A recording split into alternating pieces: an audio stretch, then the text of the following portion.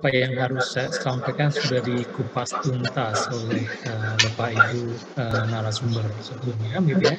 Tetapi apa yang saya barangkali ceritakan kepada Ibu dan Bapak adalah lebih dari sisi pengalaman praktis kami, ya, terutama di IPB, gitu ya.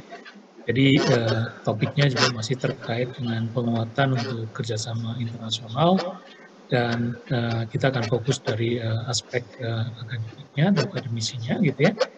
Dan ini saya pikir sejalan sekali dengan tujuan dari anugerah kerjasama di Ketristek ini, karena salah satu tujuannya untuk mendukung program Merdeka Belajar Kampus Merdeka. Tadi Ibu dan Bapak juga sudah mendengar banyak paparan terkait dengan kenapa perlu kerjasama internasional, gitu ya. Tapi dari kami di perguruan tinggi melihatnya adalah bahwa ini adalah sebuah kenyataan yang sudah tidak bisa kita hindari, gitu ya. Bahwa kerjasama internasional itu suatu keharusan. Kenapa? Karena dunia ini kan memang makin tipis batasnya, gitu ya, dan kita makin terhubung antara satu dengan yang lain. Di sisi yang lain kita juga melihat adanya demand, gitu, adanya kebutuhan, ya, adanya permintaan terkait dengan lulusan yang memang memiliki pengalaman dan juga perspektif internasional, ya. Dan saya pikir itu juga salah satu erat kaitannya dengan IKU yang harus kita capai, gitu kan? Karena pada saat kita menginginkan seorang lulusan yang bisa mendapatkan pekerjaan ataupun berwirausaha dengan penghasilan layak, tentunya dia harus berkompetisi, gitu ya. Dan sekarang itu kompetisinya tentunya bukan hanya level nasional, tetapi juga masuk ke dalam level yang lebih tinggi, tingkat internasional. Dan kalau tidak kita bekali mereka dengan pengalaman-pengalaman dan kompetensi-kompetensi tingkat internasional, maka akan semakin sulit untuk bersaing tentunya. Dan satu hal yang juga saya kira kita semua aware, gitu, walaupun ini bukan menjadi tujuan, tetapi biar bagaimanapun ini semacam menjadi cermin bagi kita untuk melihat kira-kira posisi kita ada di mana, yaitu terkait dengan reputasi kita, gitu ya. Dan biasanya itu akan terefleksi di dalam berbagai sistem perankingan universitas. Dan sistem perankingan ini tentunya juga tidak hanya satu, begitu, tetapi ada banyak. Dan kita bisa, tadi saya katakan, mencoba mengukur diri, gitu ya, kita ada di posisi mana. Dan sekali lagi saya katakan, ini bukan tujuan akhir, tetapi mau tidak mau dalam komunitas internasional, ini menjadi salah satu bahasa yang mudah dipahami oleh semua pihak, gitu ya. Apalagi sebagai contoh di Kemendikbudristek pun kita diminta, walaupun tadi saya juga mendengar dari Pak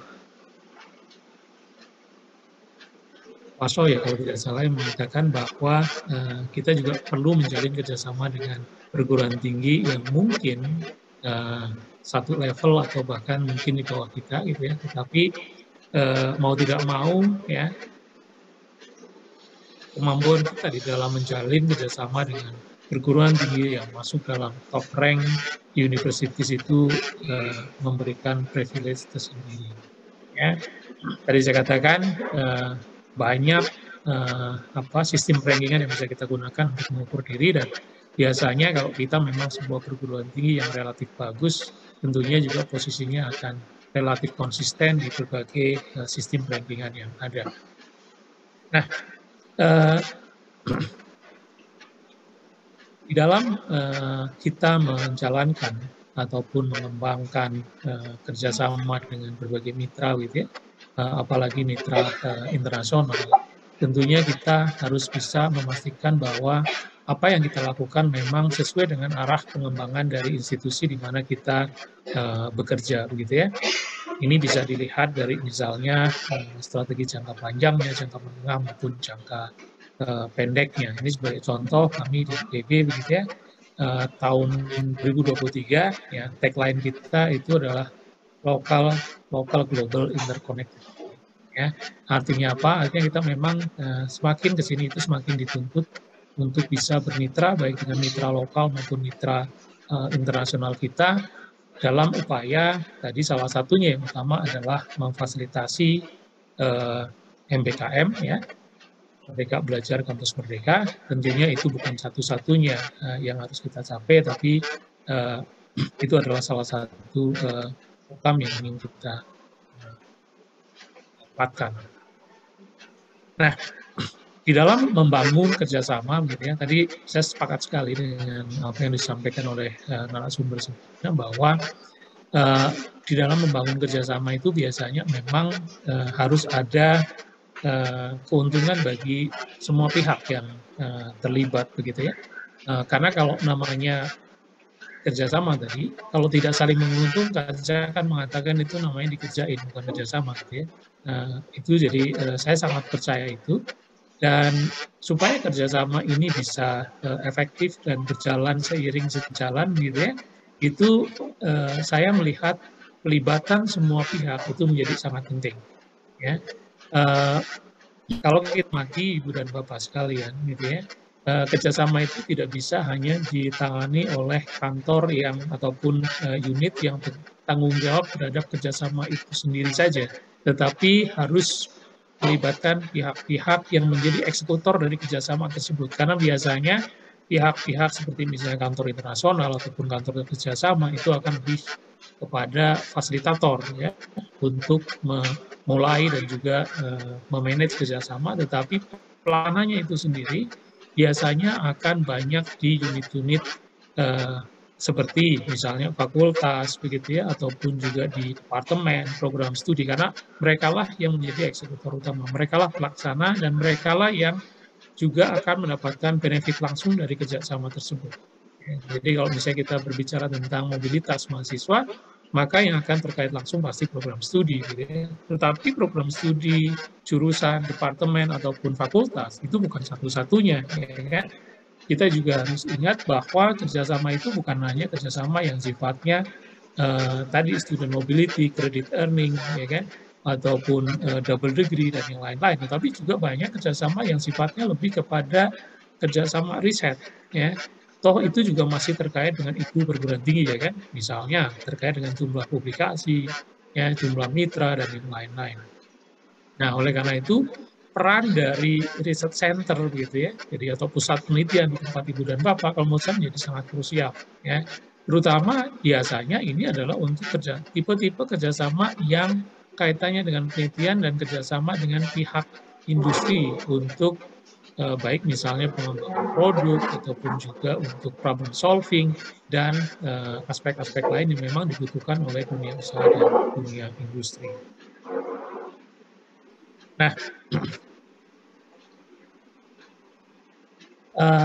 aspek lain yang kalau menurut saya juga menjadi sangat krusial untuk kita perhatikan di dalam kerjasama adalah di pengelolaan dan administrasi. Nah, di sini tadi saya katakan peran dari kantor ataupun unit yang mengelola ini menjadi sangat krusial. Ya, kenapa?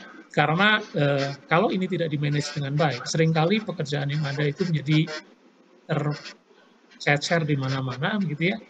Kita kerjasama banyak, tetapi begitu ditanya datanya, gitu ya, itu seringkali kita mengalami kesulitan, ya.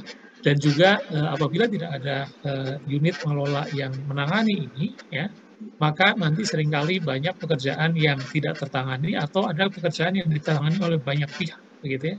Dan itu menjadi tidak efisien. Ya.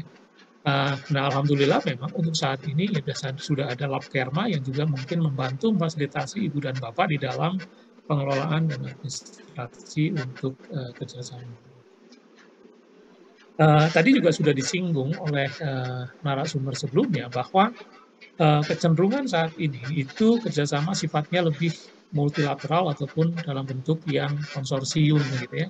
Kenapa? Karena memang nature-nya semakin ke sini akan semakin melibatkan banyak pihak ya, dan itu juga sejalan dengan bahkan di bidang penelitian, bidang pendidikan sekalipun sekarang itu kan sudah multidisiplin ya kan, kemudian interdisiplin dan yang lain-lain. Dan ini menjadi sarana yang menurut saya baik. Kenapa? Karena dalam bentuk konsorsium seperti ini, gitu ya, ini kerjasama bisa sekaligus baik yang kerjasama internasional maupun kerjasama yang sifatnya nasional bisa dikerjakan dalam satu kali satu kali dayungan, kira-kira begitu ya.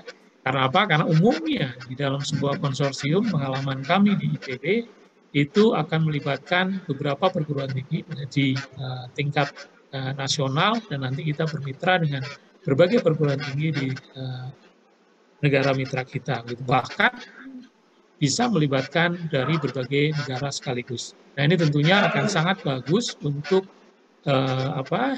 maju secara bersama-sama, gitu ya. Dan juga tadi kalau misalnya ada teman-teman dari perguruan tinggi yang mungkin masih kesulitan di dalam menjalin mitra atau mencari mitra potensial, gitu ya, maka bisa bergandengan tangan dengan beberapa perguruan tinggi lain yang mungkin sudah cukup banyak mitra, gitu ya, tapi juga masih memerlukan misalnya akses ke wilayah-wilayah yang dikuasai dalam ketik ya, bukan dikuasai yang internet gitu ya, oleh teman-teman kita. Jadi perguruan tinggi di daerah tentunya bisa mengambil peran yang sangat krusial dalam hal ini ya. Dan kita juga punya pengalaman banyak tentang itu, dan saya pikir itu adalah pengalaman baik yang bisa di-share oleh atau diambil manfaatnya oleh Ibu dan Bapak sekalian. Nah, dari pengalaman saya kebetulan sebelum di departemen ya, pernah aktif di kantor internasional, tantangan utama ternyata di dalam kegiatan internasionalisasi, ya ini saya sering tekankan ini, gitu ya, itu adalah di internalisasinya itu sendiri. Ya. Jadi ternyata tantangannya bukan bagaimana mencari mitra di luar, gitu, tetapi bagaimana meyakinkan semua stakeholder di dalam, gitu ya, untuk bisa bersama-sama mengeksekusi kerjasama yang ada, supaya tadi MOU ataupun nota kesepahaman yang kita miliki itu tidak menjadi nota kesepahaman yang tidur atau zombie setelah ya. Dan satu aspek terakhir yang barangkali bisa saya share kepada Ibu dan Bapak adalah bagaimana kita juga mengkomunikasikan ya kemitraan yang kita miliki, gitu ya, dan juga hasil-hasil yang kita peroleh. Tapi bukan cuma sampai hasil sebenarnya, tapi sampai kepada outcome dan impact yang kita peroleh dari kemitraan yang kita lakukan dengan mitra. Tentunya dengan menggunakan berbagai channel komunikasi publik yang kita miliki ya. Zaman sekarang itu beda-beda sekali ya. Kalau kita mau pasar anak muda, biasanya kita akan lebih cenderung menggunakan sosial media, gitu ya. Tetapi mungkin untuk generasi yang agak lebih senior, kita menggunakan media komunikasi yang lain. Jadi ini harus disesuaikan dengan sasaran audiens kita tentunya. Ya, itu barangkali yang bisa saya bagikan sedikit pengalaman kami di IPB di dalam menginisiasi, mengelola, dan mengembangkan kerjasama, terutama kerjasama internasional. Terima kasih Pak Suryo, saya kembalikan. Wassalamualaikum warahmatullahi wabarakatuh. Terima kasih Pak Eko Haripurnomo atas